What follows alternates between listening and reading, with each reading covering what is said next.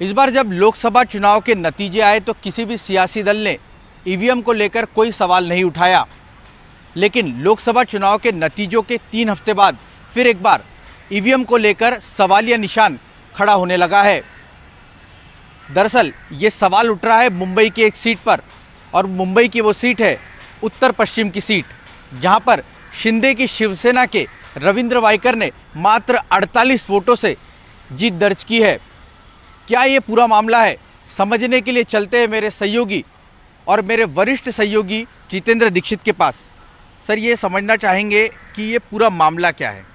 रौनक, आपको याद होगा कि 4 जून को जब चुनाव नतीजे आ रहे थे तो आखिर में शाम के वक्त में एक क्रिकेट मैच के जैसा माहौल हो गया था कि अब आगे क्या होने वाला है। सबके दिल की धड़कनें बढ़ गई थी, और ख़ास करके ये जो मुंबई उत्तर पश्चिम की सीट थी, जहां पर जैसा आपने बताया रविंद्र वाइकर शिंदे गुट से थे, शिंदे की शिवसेना से थे, उद्धव ठाकरे की शिवसेना से अमोल कीर्तिकर थे, और कुछ इस तरह के ट्रेंड आ रहे थे जिससे ये पता चल रहा था कि अमोल कीर्तिकर पहले जब ईवीएम की काउंटिंग हो रही थी तो सिर्फ 1 वोट से आगे थे, लेकिन कुछ देर के बाद में जब पोस्टल बैलेट की काउंटिंग हुई तो उससे पता चला कि जो कीर्तिकर हैं, जो रविंद्र वाइकर हैं, वो 48 वोटों से जीत गए हैं।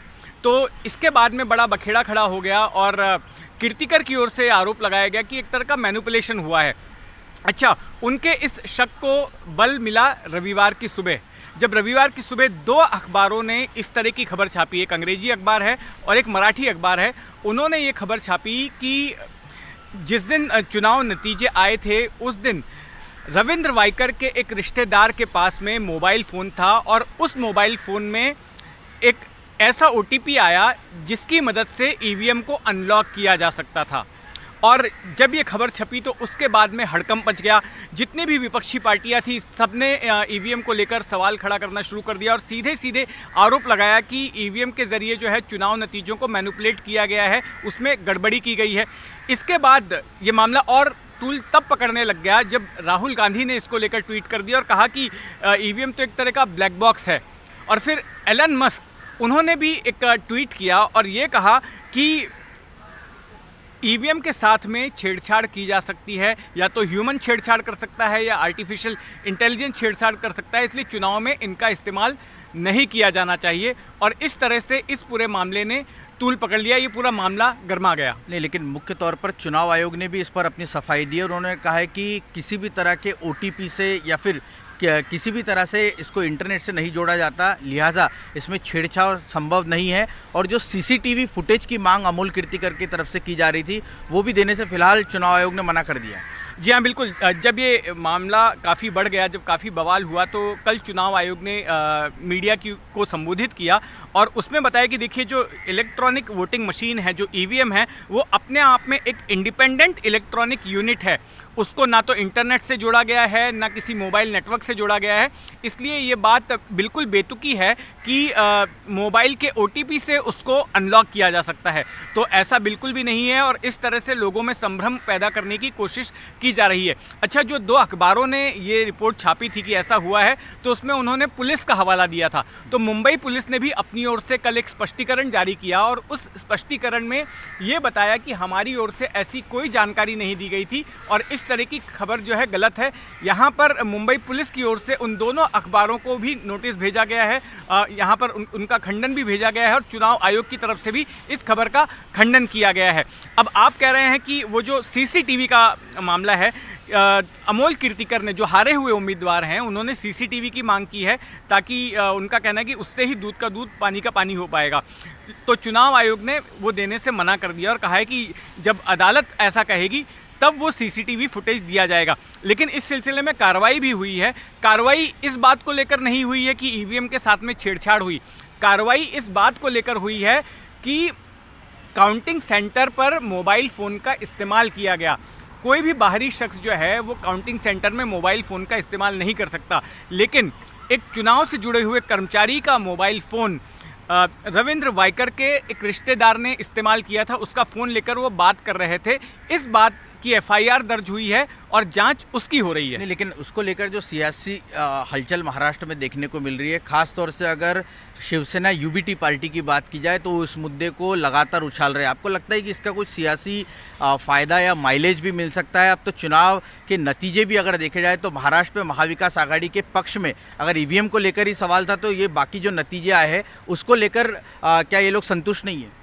जी हाँ, बिल्कुल। देखिए, फिर से एक बार ईवीएम का मसला जो है ये उठाया जा रहा है महाविकास आघाड़ी की तरफ से, लेकिन जब चुनाव नतीजे आए थे उसके बाद में किसी ने भी ईवीएम को दोष नहीं दिया था। हालांकि नतीजे आने के पहले लगातार ईवीएम को विलेन बनाया जा रहा था और ये कहा जा रहा था कि ईवीएम से छेड़छाड़ की गुंजाइश है और इस तरह से जो सत्ताधारी पक्ष है वो जीत हासिल करने की कोशिश करेगा। लेकिन हुआ ये कि इसके बाद में जब महाराष्ट्र में अच्छे खासे नतीजे आ गए, अगर मुंबई की बात करें तो मुंबई में 4 सीटें जो है वो महाविकास आघाड़ी को मिली, तो उसके बाद से ईवीएम के बारे में कोई बात नहीं कर रहा था। लेकिन इस खबर के आने के बाद में फिर से एक बार विपक्ष को मौका मिल गया है और इस मुद्दे को उठाया जा रहा है, खास करके उद्धव ठाकरे की शिवसेना की ओर से। और मैं बता दूं, इस ईवीएम के मुद्दे के पहले भी जब से नतीजे आए हैं तब से उद्धव ठाकरे की शिवसेना ने ये कहा है कि हमें इन नतीजों पर यकीन नहीं है, इसमें छेड़छाड़ की गई है और इसके लिए हम अदालत का दरवाजा खटखटा रहे हैं। लेकिन सबसे बड़ा सवाल ये कि इससे फ़ायदा नैरेटिव सेट करने में होगा। क्या आपको लगता है कि चुनाव आयोग दबाव में आ सकता है? और आपको लगता है कि क्या इस तरह से राजनीति को हवा देना या ईवीएम को लेकर हवा देना किसी तरह से कोई फ़ायदा का सौदा हो सकता है? देखिए, मुझे नहीं लगता है कि इसका किसी तरह का कोई फ़ायदा होगा, क्योंकि ये बात जो है ये स्पष्ट है कि ईवीएम जो है मोबाइल फ़ोन के नेटवर्क से कनेक्टेड नहीं होता है, ना तो इंटरनेट से कनेक्टेड है। और खुद सुप्रीम कोर्ट में भी इसको लेकर मामला जा चुका था। सुप्रीम कोर्ट ने भी माना कि इस तरह से छेड़छाड़ नहीं की जा सकती है ईवीएम से। तो वो मामला जो है मुझे लगता है कि ये पानी के बुलबुले के जैसा जो है ये मामला 1-2 दिन तक गर्म रहेगा, लेकिन इसमें होना जाना कुछ नहीं, इसमें किसी का कोई फ़ायदा होने वाला नहीं है। हाँ, अगर इसमें कुछ आगे हो सकता है तो वो अदालत की तरफ से हो सकता है कि अगर अदालत कह दे कि सीसीटीवी का फुटेज दे दो और किसी और प्रकार की गड़बड़ी ईवीएम से हटकर किसी और प्रकार की अगर गड़बड़ी होती है तो जाहिर तौर पर वो बात सामने आएगी ऐसे में। नहीं, लेकिन उसको लेकर तो अभी एफआईआर भी दर्ज हो गई, जिस बात की गड़बड़ी का अंदेशा जताया जा रहा है कि जहां पर काउंटिंग सेंटर था वहां पर मोबाइल फ़ोन अलाउड नहीं है, तो उस मामले में तो एफआईआर हो चुकी है। आपको लगता है कि इसमें कोई गुंजाइश है गड़बड़ी की? क्या पोस्टल बैलेट को देखते वक्त किसी का फ़ोन आया हो या फिर वहां पर कुछ गड़बड़ हुई हो?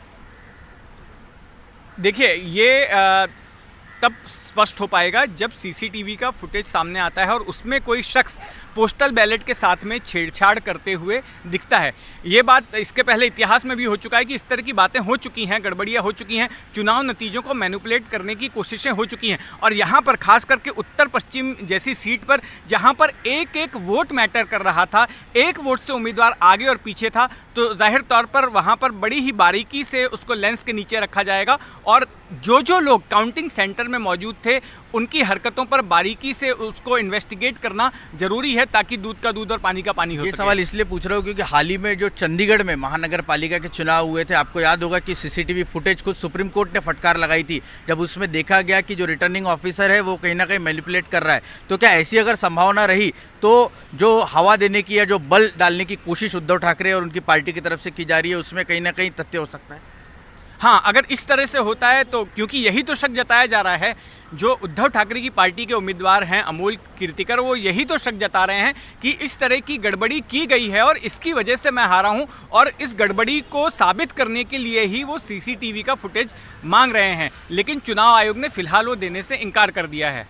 तो ये कुल मिलाकर जिस तरह की स्थिति महाराष्ट्र में ईवीएम को लेकर पैदा हुई है, एक बात तो साफ दिख रही है कि सुप्रीम कोर्ट से लेकर कई सियासी दल ईवीएम को लेकर सवाल खड़े कर चुके हैं, लेकिन सुप्रीम कोर्ट में सुनवाई के दौरान ऐसी कोई गड़बड़ी जो है वो नहीं पाई गई है। जिस बात का जिक्र जितेंद्र दीक्षित ने किया कि हो सकता है कि जिस सीसीटीवी फुटेज के आधार पर यह आरोप लगाया जा रहा है कि सीसीटीवी फुटेज अगर दिए जाए तो जिस वक्त पोस्टल बैलेट की गिनती हुई और जिसमें रविंद्र वाइकर 48 वोटों से जीते हैं, अगर उसमें कोई गड़बड़ी दिखती है तो निश्चित तौर पर यह कहा जा सकता है कि चुनाव में वोट काउंटिंग के दौरान गड़बड़ी हुई है। लेकिन जहां तक ईवीएम का सवाल है, चुनाव आयोग भी ये साफ कर चुका है कि ईवीएम में किसी भी तरह की कोई ऑफलाइन और ऑनलाइन हैकिंग की कोई संभावना नहीं है। मुंबई से रौनक कुकड़े, एनडीटीवी इंडिया के लिए।